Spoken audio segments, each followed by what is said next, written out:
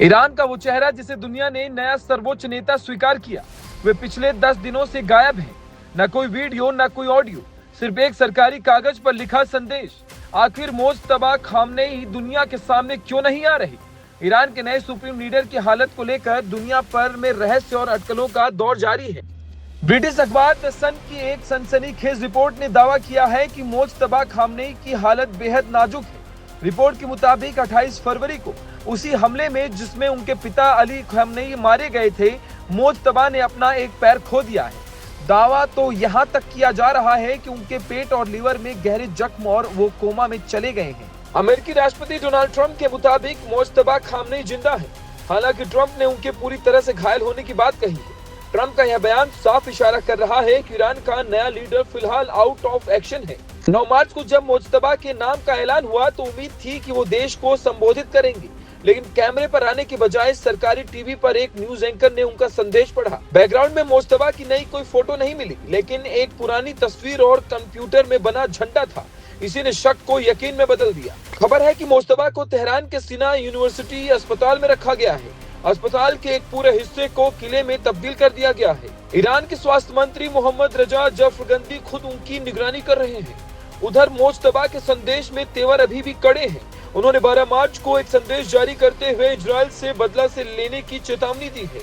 लेकिन सवाल वही है, क्या एक कोमा में पड़ा लीडर या व्हील चेयर पर बैठा नेता ईरान की कमान संभाल पाएगा, या फिर ट्रंप के शब्दों में कहें तो ईरान ने एक कमजोर नेता चुन लिया है। ईरान की तरफ से अभी तक इन दावों का खंडन करने के लिए कोई वीडियो सबूत पेश नहीं किया गया। अगर मोज्तबा वाकई गंभीर रूप से घायल है तो आने वाले दिनों में ईरान के भीतर सत्ता संघर्ष और तेज हो सकता है।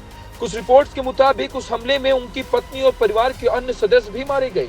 हालांकि ईरान की सरकार ने इन दावों की पुष्टि नहीं की है, लेकिन लगातार चुप्पी और खामनेई के सार्वजनिक रूप से सामने न आने और अटकलें तेज होने की वजह से ये दावे किए जा रहे हैं। हालांकि ईरानी मीडिया ने ऐसे किसी भी दावे से इनकार किया है, लेकिन इन सबके बीच सबसे बड़ा सवाल यही है कि अगर मोज्तबा खामनेई ठीक है तो फिर वह सार्वजनिक रूप से सामने क्यों नहीं आ रही, और आखिर ईरान की सरकार इस पूरे मामले पर चुप क्यों है। मिडिल ईस्ट में पहले से जारी तनाव के बीच यह रहस्य और भी बड़ा हो गया है, क्योंकि अगर ईरान के नए सुप्रीम लीडर की हालत गंभीर है तो इसका असर पूरे क्षेत्र की राजनीति और युद्ध की दिशा पर पड़ सकता है। फिलहाल सच्चाई क्या है यह अभी साफ नहीं हुआ, लेकिन इतना जरूर है कि ईरान के नए सुप्रीम लीडर को लेकर रहस्य, अटकलें और दावे लगातार बढ़ते जा रहे हैं और दुनिया की नजर अब इसी सवाल पर टिकी है, मोज्तबा खामनेई का स्वास्थ्य कैसा है। ये सच तो ईरानी मीडिया के दावे के बाद ही सामने आ पाएगा, लेकिन आपको मोज्तबा खामनेई की निजी जिंदगी से जुड़ी कुछ अहम बातें भी जाननी चाहिए। मोज्तबा खामनेई का जन्म 1959 में ईरान के धार्मिक शहर मशहद में हुआ। वो ईरान के लंबे समय तक सर्वोच्च नेता रहे। अली खामनेई के बेटे हैं, जिन्होंने 1989 से 2026 तक देश की सर्वोच्च सत्ता संभाली। मोज्तबा की मां ईरान के एक बेहद प्रतिष्ठित और संपन्न कारोबारी परिवार से आती है।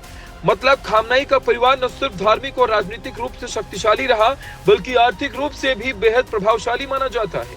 मोज्तबा का निकाह साल 2004 में ज़हरा हदद अदील से हुआ था। ज़हरा ईरान के कट्टरपंथी नेता और संसद के पूर्व अध्यक्ष गुलाम अली हदद अडेल की बेटी थी।